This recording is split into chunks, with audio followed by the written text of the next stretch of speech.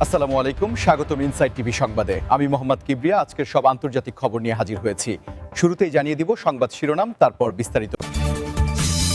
Russia Ukraine যুদ্ধ অবসানের চুক্তির দ্বারপ্রান্তে রুশ উপপররাষ্ট্রমন্ত্রী। যুক্তরাষ্ট্র ও তুরস্কের কাছে নেতানিয়াহুকে অপহরণ করার আহ্বান পাকিস্তানের। ইউক্রেনে ফের শক্তিশালী ওরেশনিক ক্ষেপণাস্ত্র হামলা, পশ্চিমাদের কঠোর বার্তা দিল রাশিয়া। ইরানে বিক্ষোভ অব্যাহত, যুক্তরাষ্ট্র ইসরায়েলের সঙ্গে কাজ করা দাঙ্গাবাজদের প্রধান বিচারপতির সতর্কবার্তা। ট্রাম্প চাইছেন রাশিয়া ও চীনকে ধ্বংস করতে। আসসালামু আলাইকুম, স্বাগতম জানাচ্ছি ইনসাইড টিভি সংবাদে। আমি মোহাম্মদ কিবরিয়া। এতক্ষণ শুনছিলেন সংবাদ শিরোনাম, এবার বিস্তারিত। রাশিয়া ও ইউক্রেনের মধ্যে দীর্ঘ সময় ধরে চলা সংঘাতের অবসানের বিষয়ে একটি ইতিবাচক বার্তা পাওয়া যাচ্ছে বলে দাবি করেছেন রাশিয়ার উপপররাষ্ট্রমন্ত্রী। তিনি জানিয়েছেন দুই দেশের মধ্যে একটি চুক্তিতে পৌঁছানোর পথ অনেকটা সুগম হয়েছে এবং তারা এখন সেই শান্তি চুক্তির প্রায় দ্বারপ্রান্তে অবস্থান করছেন। বিষয়টি আন্তর্জাতিক মহলে বেশ বড় ধরনের কৌতূহল এবং আশার সঞ্চার করেছে, কারণ কয়েক বছর ধরে চলা এই যুদ্ধের ফলে বিশ্ব অর্থনীতি এবং মানবিক পরিস্থিতিতে যে বিপর্যয় নেমে এসেছিল তার অবসান হওয়া এখন সময়ের দাবি। কূটনৈতিক এই অগ্রগতির কথা উল্লেখ করে তিনি বলেন যে রাশিয়ার পক্ষ থেকে কিছু সুনির্দিষ্ট নিরাপত্তা গ্যারান্টি এবং আঞ্চলিক স্থিতিশীলতার শর্তাবলী টেবিলে রাখা হয়েছে, যা নিয়ে উভয় পক্ষই এখন গঠনমূলক আলোচনা করছে। তবে এই চুক্তির সফল বাস্তবায়ন নির্ভর করছে পশ্চিমাদের সদিচ্ছার উপর। আপনারা যারা নিয়মিত আমাদের আপডেট দেখছেন তারা নিশ্চয়ই জানেন যে এই যুদ্ধ বিশ্বজুড়ে জ্বালানি এবং খাদ্য সংকটের সৃষ্টি করেছে। তাই এই শান্তি আলোচনা সফল হলে সাধারণ মানুষের জীবনযাত্রায় বড় ধরনের স্বস্তি ফিরে আসতে পারে। আপনারা কি মনে করেন, এই চুক্তির মাধ্যমে সত্যিই কি শান্তি ফিরে আসবে? আমাদের কমেন্ট বক্সে আপনার মতামত জানাতে ভুলবেন না এবং ভিডিওটি ভালো লাগলে অবশ্যই একটি লাইক দিয়ে আমাদের সাথে থাকুন। এই শান্তি চুক্তির রূপরেখা কেমন হতে পারে তা নিয়ে বিশ্লেষণ করলে দেখা যায় রাশিয়া তার প্রতিবেশী দেশগুলোর সঙ্গে একটি দীর্ঘস্থায়ী নিরাপত্তা বলয় গড়ে তুলতে চায়, যেখানে বাইরের কোনো হস্তক্ষেপ থাকবে না। অন্যদিকে ইউক্রেনের পক্ষ থেকেও তাদের সার্বভৌমত্ব রক্ষার প্রশ্নে অটল অবস্থান রয়েছে। উপপররাষ্ট্রমন্ত্রীর এই বক্তব্য ইঙ্গিত দেয় যে পর্দার আড়ালে হয়তো বড় কোনো সমঝোতা হয়ে গেছে, যা এখনও প্রকাশ্যে আসেনি। আন্তর্জাতিক বিশ্লেষকরা মনে করছেন যুদ্ধের এই পর্যায়ে এসে উভয় পক্ষই হয়তো ক্লান্ত এবং একটি সম্মানজনক প্রস্থান খুঁজছে। যদি সত্যিই কোনো চুক্তি স্বাক্ষরিত হয় তবে এটি হবে একবিংশ শতাব্দীর অন্যতম বড় কূটনৈতিক বিজয়। এই খবরটি শুধুমাত্র এই দুই দেশের জন্য নয়, বরং ইউরোপের সামগ্রিক নিরাপত্তা এবং স্থিতিশীলতার জন্য অত্যন্ত গুরুত্বপূর্ণ। রাশিয়ার এই নমনীয় মনোভাবের পেছনে কী কারণ থাকতে পারে তা নিয়ে অনেক বিশেষজ্ঞই এখন চুলছেড়া বিশ্লেষণ করছেন। অনেকে মনে করছেন আন্তর্জাতিক নিষেধাজ্ঞা এবং দীর্ঘমেয়াদী যুদ্ধের অর্থনৈতিক চাপের কারণে রাশিয়া এখন আলোচনার মাধ্যমে সমাধান খুঁজছে। আবার অনেকে মনে করেন সামরিক কৌশলের অংশ হিসেবে এই বার্তা দেওয়া হতে পারে। যাই হোক না কেন, বিশ্ববাসী এখন একটি স্থিতিশীল পৃথিবীর প্রত্যাশা করছে, যেখানে যুদ্ধের পরিবর্তে কূটনীতিই হবে সমস্যার সমাধানের একমাত্র পথ। আমাদের চ্যানেলে নিয়মিত এমন বিশ্লেষণধর্মী খবর পেতে সাবস্ক্রাইব করে বেল আইকনটি চেপে রাখুন। যুক্তরাষ্ট্র এবং তুরস্কের কাছে ইসরায়েলি প্রধানমন্ত্রী বেনিয়ামিন নেতানিয়াহুকে গ্রেফতারের বা এক অর্থে কূটনৈতিক ভাষায় আটক করার যে আহ্বান পাকিস্তান জানিয়েছে তা বর্তমানে বিশ্ব রাজনীতিতে একটি নতুন আলোচনার জন্ম দিয়েছে।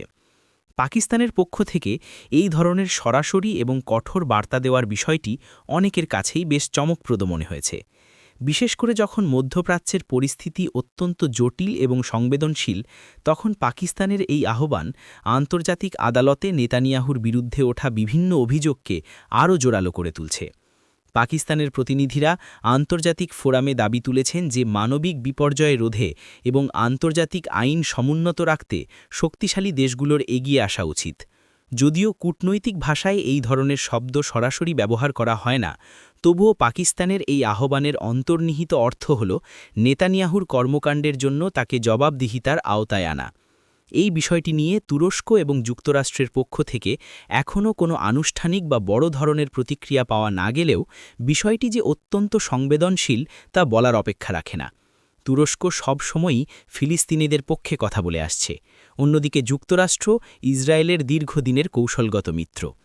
এমতাবস্থায় পাকিস্তানের এই আহ্বান এই তিন দেশের মধ্যকার দ্বিপাক্ষিক সম্পর্কের ক্ষেত্রে কোনো প্রভাব ফেলে কিনা তা দেখার বিষয়। আপনারা যদি এই আন্তর্জাতিক মেরুকরণ সম্পর্কে আরও জানতে চান তবে আমাদের ভিডিওতে লাইক দিয়ে সাথে থাকুন। পাকিস্তানের এই অবস্থান মূলত মুসলিম বিশ্বের আবেগকে প্রতিনিধিত্ব করছে বলে ধারণা করা হচ্ছে। দেশটির রাজনৈতিক নেতৃত্ব মনে করছে যে কেবল নিন্দা জানিয়ে কোনো কাজ হচ্ছে না, তাই এখন কার্যকর পদক্ষেপ নেওয়া জরুরি। তবে আন্তর্জাতিক সম্পর্কের ক্ষেত্রে একটি স্বাধীন রাষ্ট্রের প্রধানমন্ত্রীকে আটক বা অপহরণের মতো দাবি তোলা কতটা বাস্তবসম্মত তা নিয়ে অনেক প্রশ্ন রয়েছে। বিশ্লেষকরা মনে করছেন এটি মূলত একটি প্রতীকী প্রতিবাদ এবং বিশ্ব বিবেকের কাছে একটি বার্তা পৌঁছানোর চেষ্টা। এই ধরনের বক্তব্যের মাধ্যমে পাকিস্তান মূলত ওআইসি এবং অন্যান্য আন্তর্জাতিক সংস্থাগুলোর উপর চাপ সৃষ্টি করতে চাচ্ছে, যাতে তারা ইসরায়েলের উপর আরও কঠোর নিষেধাজ্ঞা বা কূটনৈতিক চাপ প্রয়োগ করে। সামাজিক যোগাযোগ মাধ্যমে এই খবরটি ছড়িয়ে পড়ার পর থেকেই বিভিন্ন মহলে মিশ্র প্রতিক্রিয়া দেখা যাচ্ছে। কেউ কেউ পাকিস্তানের সাহসিকতার প্রশংসা করছেন, আবার কেউ কেউ মনে করছেন এটি কূটনৈতিক শিষ্টাচারের বাইরে একটি আবেগপ্রবণ দাবি। তবে মধ্যপ্রাচ্যের চলমান অস্থিরতা যে বিশ্বের প্রতিটি কোণায় প্রভাব ফেলছে, পাকিস্তানের এই প্রতিক্রিয়া তারই প্রমাণ। আপনারা যারা আমাদের সাথে আছেন তারা কমেন্টে জানান, পাকিস্তানের এই দাবি কি আন্তর্জাতিক রাজনীতিতে কোনো পরিবর্তন আনতে পারবে? ইউক্রেন সীমান্তে আবারও রাশিয়ার অত্যাধুনিক এবং অত্যন্ত শক্তিশালী ওরেশনিক ক্ষেপণাস্ত্র হামলার খবর পাওয়া গেছে, যা পশ্চিমাদের জন্য একটি অত্যন্ত কঠোর এবং স্পষ্ট বার্তা হিসেবে দেখা হচ্ছে। এই ক্ষেপণাস্ত্র হামলাটি এমন এক সময় চালানো হল যখন ইউক্রেনকে পশ্চিমা দেশগুলো উন্নত অস্ত্রশস্ত্র দিয়ে সহায়তা করছে এবং যুদ্ধের মোড় ঘোরানোর চেষ্টা করছে। ওরেশনিক ক্ষেপণাস্ত্রের বিশেষত্ব হল এর গতি এবং নির্ভুলভাবে লক্ষ্যভেদে সক্ষমতা, যা বর্তমান বিশ্বের যে কোনো প্রতিরক্ষা ব্যবস্থাকে ফাঁকি দিতে সক্ষম। রাশিয়ার এই পদক্ষেপ মূলত পশ্চিমাদের এটা বুঝিয়ে দেওয়া যে যদি তারা ইউক্রেনকে ব্যবহার করে রাশিয়ার মূল ভূখণ্ডে আঘাত হানার চেষ্টা করে, তবে রাশিয়া তার সর্বাধুনিক প্রযুক্তি ব্যবহার করে পাল্টা আঘাত হানতে দ্বিধা করবে না। এই হামলার পর রাশিয়ার শীর্ষ নেতৃত্ব থেকে জানানো হয়েছে যে এটি কেবল একটি সূচনা এবং প্রয়োজনে তারা আরও বিধ্বংসী পদক্ষেপ নিতে প্রস্তুত। আপনারা যারা আমাদের নিয়মিত দর্শক তারা জানেন যে গত কয়েক সপ্তাহে যুদ্ধের তীব্রতা অনেক বেড়েছে এবং এই ওরেশনিক ক্ষেপণাস্ত্রের ব্যবহার যুদ্ধকে এক নতুন উচ্চতায় নিয়ে গেছে। এই হামলাটি শুধুমাত্র সামরিক লক্ষ্যবস্তু ধ্বংস করার জন্য নয়, বরং এটি একটি মনস্তাত্ত্বিক যুদ্ধও বটে। পশ্চিমাদের প্রতি রাশিয়ার এই সতর্ক বার্তা মূলত একটি রেড লাইন বা লাল রেখা টেনে দেওয়ার চেষ্টা। আন্তর্জাতিক সামরিক বিশ্লেষকরা এই ক্ষেপণাস্ত্রের পরীক্ষা এবং ব্যবহার দেখে কিছুটা উদ্বিগ্ন, কারণ এটি প্রচলিত যুদ্ধের ধারণা পাল্টে দিতে পারে। ওরেশনিক ক্ষেপণাস্ত্রের প্রভাব এবং এটি কিভাবে ভবিষ্যতে যুদ্ধের গতিপথ নির্ধারণ করবে তা নিয়ে এখন বিশ্বজুড়ে আলোচনা চলছে। আপনারা কি মনে করেন এই ধরনের উন্নত অস্ত্রের ব্যবহার বড় কোনো যুদ্ধের ইঙ্গিত দিচ্ছে? আপনাদের মূল্যবান মতামত আমাদের সাথে শেয়ার করুন এবং ভিডিওটি বন্ধুদের সাথে শেয়ার করে তাদেরও জানার সুযোগ করে দিন। রাশিয়া বারবার বলছে যে তারা রাশিয়ার নিরাপত্তা নিশ্চিত করতে যে কোনো পর্যায়ে যেতে পারে এবং এই ওরেশনিক ক্ষেপণাস্ত্র সেই সক্ষমতারই একটি প্রদর্শন। অন্যদিকে পশ্চিমা দেশগুলো এই হামলার কঠোর নিন্দা জানিয়ে বলছে যে এটি কেবল উত্তেজনা বৃদ্ধি করবে। তবে রাশিয়ার পক্ষ থেকে বলা হয়েছে যে তারা বাধ্য হয়েই এই শক্তিমত্তা প্রদর্শন করছে। বর্তমান পরিস্থিতির গভীরতা বুঝতে হলে আমাদের নজর রাখতে হবে আন্তর্জাতিক কূটনীতির প্রতিটি পদক্ষেপে। এই ক্ষেপণাস্ত্র হামলার ফলে ইউক্রেনের প্রতিরক্ষা ব্যবস্থায় যে ফাটল ধরেছে তা কাটিয়ে ওঠা তাদের জন্য একটি বড় চ্যালেঞ্জ হবে। আমাদের চ্যানেলটি সাবস্ক্রাইব করে রাখুন যাতে পরবর্তী আপডেটগুলো দ্রুত পেতে পারেন। ইরানে চলমান বিক্ষোভ এবং অস্থিরতার প্রেক্ষাপটে দেশটির প্রধান বিচারপতি একটি অত্যন্ত কঠোর এবং সতর্কতামূলক বার্তা দিয়েছেন। তিনি সরাসরি অভিযোগ করেছেন যে দেশের ভেতরে যারা বিশৃঙ্খলা সৃষ্টি করছে বা দাঙ্গায় লিপ্ত হচ্ছে তারা মূলত ইসরায়েল এবং যুক্তরাষ্ট্রের যোগসাজশে কাজ করছে। প্রধান বিচারপতির এই বক্তব্য ইরানি বিচার বিভাগের কঠোর অবস্থানের বহিঃপ্রকাশ হিসাবে দেখা হচ্ছে, যেখানে তিনি স্পষ্টভাবে জানিয়েছেন যে বিদেশি শক্তির হয়ে কাজ করা দাঙ্গাবাজদের কোনোভাবেই ছাড় দেওয়া হবে না।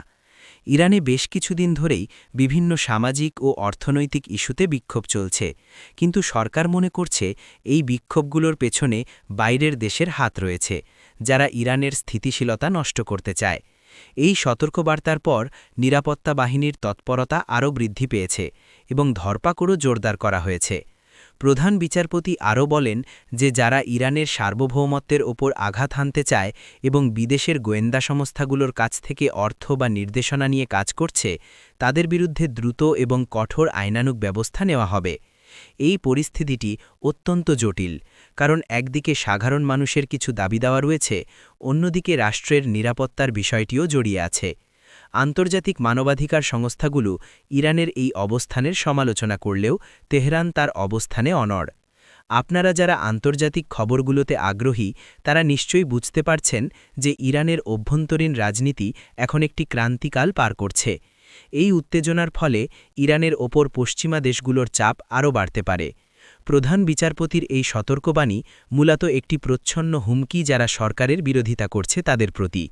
ইরানের বিচার বিভাগ মনে করছে যে কঠোর হাতে এই পরিস্থিতি দমন না করলে এটি জাতীয় নিরাপত্তার জন্য বড় হুমকি হয়ে দাঁড়াতে পারে। আপনারা কি মনে করেন বিদেশি হস্তক্ষেপের দাবিটি সঠিক, নাকি এটি কেবল বিক্ষোভ দমনের একটি কৌশল? আপনাদের মতামত আমাদের জন্য অত্যন্ত গুরুত্বপূর্ণ, তাই কমেন্ট করতে ভুলবেন না। এই ধরনের অস্থিরতা মধ্যপ্রাচ্যের সামগ্রিক স্থিতিশীলতাকেও প্রভাবিত করে, বিশেষ করে যখন ইরানের সাথে ইসরায়েল ও যুক্তরাষ্ট্রের সম্পর্ক আগে থেকেই অত্যন্ত বৈরী। এই সংঘাতের রেশ কতদূর গড়ায় এবং ইরান সরকার কিভাবে এই পরিস্থিতি সামাল দেয় সেটি এখন দেখার বিষয়। আমাদের সাথে নিয়মিত যুক্ত থাকতে চ্যানেলটি সাবস্ক্রাইব করুন এবং ভিডিওটি লাইক দিয়ে আমাদের উৎসাহিত করুন। সাবেক মার্কিন প্রেসিডেন্ট ডোনাল্ড ট্রাম্প আবারও তার মারমুখী বিদেশনীতির ইঙ্গিত দিয়েছেন এবং বিভিন্ন মহলে আলোচনা হচ্ছে যে তিনি মূলত রাশিয়া এবং চীনকে অর্থনৈতিক ও কৌশলগতভাবে ধ্বংস করতে চান। ট্রাম্পের আমেরিকা ফার্স্ট নীতির অধীনে তিনি সবসময় মনে করেছেন যে চীন এবং রাশিয়া আমেরিকার বৈশ্বিক আধিপত্যের জন্য সবচেয়ে বড় হুমকি। তার সাম্প্রতিক বক্তব্যে তিনি ইঙ্গিত দিয়েছেন যে তিনি যদি পুনরায় ক্ষমতায় আসেন তবে এমন সব বাণিজ্য এবং সামরিক নীতি গ্রহণ করবেন যা এই দুই দেশের মেরুদণ্ড ভেঙে দেবে। ট্রাম্পের পরিকল্পনার মধ্যে রয়েছে চীনের ওপর আরও কঠোর শুল্ক আরোপ করা এবং রাশিয়ার জ্বালানি অর্থনীতির ওপর এমনভাবে আঘাত করা যাতে তারা বৈশ্বিক বাজারে তাদের গুরুত্ব হারায়। ট্রাম্প মনে করেন যে বিগত কয়েক বছরে এই দেশগুলো আমেরিকার দুর্বলতার সুযোগ নিয়ে অনেক দূর এগিয়ে গেছে, যা বন্ধ হওয়া প্রয়োজন। তার এই দৃষ্টিভঙ্গি বিশ্ব রাজনীতিতে একটি নতুন শীতল যুদ্ধের ইঙ্গিত দিচ্ছে বলে অনেক বিশ্লেষক মনে করছেন। আপনারা যারা ট্রাম্পের রাজনৈতিক দর্শন সম্পর্কে জানেন তারা নিশ্চয়ই বুঝবেন যে তিনি সরাসরি সংঘাতের চেয়ে অর্থনৈতিক যুদ্ধকে বেশি প্রাধান্য দেন। তবে তার এই কঠোর অবস্থান কেবল রাশিয়া বা চীনের জন্য নয়, বরং পুরো বিশ্ব অর্থনীতির জন্যই বড় ঝুঁকি হতে পারে, কারণ বিশ্ব এখন ওতপ্রোতভাবে একে অপরের উপর নির্ভরশীল। ট্রাম্পের এই ধ্বংস করার নীতি যদি কার্যকর হয় তবে আন্তর্জাতিক বাণিজ্যে বড় ধরনের ধস নামতে পারে। তবে ট্রাম্পের সমর্থকরা মনে করেন যে আমেরিকার শ্রেষ্ঠত্ব ধরে রাখতে এমন কঠোর পদক্ষেপেরই প্রয়োজন ছিল। আপনারা আমাদের এই বিশ্লেষণটি কেমন উপভোগ করছেন তা লাইক দিয়ে জানান, এবং আপনার কি মনে হয় ট্রাম্পের এই লক্ষ্য সফল হবে? চীন এবং রাশিয়াও চুপ করে বসে নেই, তারাও তাদের নিজস্ব জোট এবং বিকল্প অর্থনৈতিক ব্যবস্থা গড়ে তোলার চেষ্টা করছে। ট্রাম্পের এই ধরনের বক্তব্য মূলত নির্বাচনের আগে ভোটারদের আকৃষ্ট করার একটি কৌশলও হতে পারে, যেখানে তিনি নিজেকে একজন শক্তিশালী নেতা হিসাবে উপস্থাপন করতে চাইছেন। তবে এটি অস্বীকার করার উপায় নেই যে তার এই নীতিগুলো বাস্তবায়িত হলে তা বৈশ্বিক শক্তির ভারসাম্যকে আমূল বদলে দেবে। আমরা নিয়মিতভাবে এই ধরনের আন্তর্জাতিক ইস্যুগুলো আপনাদের সামনে নিয়ে আসি, তাই আমাদের চ্যানেলের সাথেই থাকুন। ট্রাম্পের ভবিষ্যৎ পরিকল্পনা এবং তার প্রভাব নিয়ে আমাদের আরও বিস্তারিত ভিডিও আসবে, সেগুলো মিস না করতে সাবস্ক্রাইব করে রাখুন।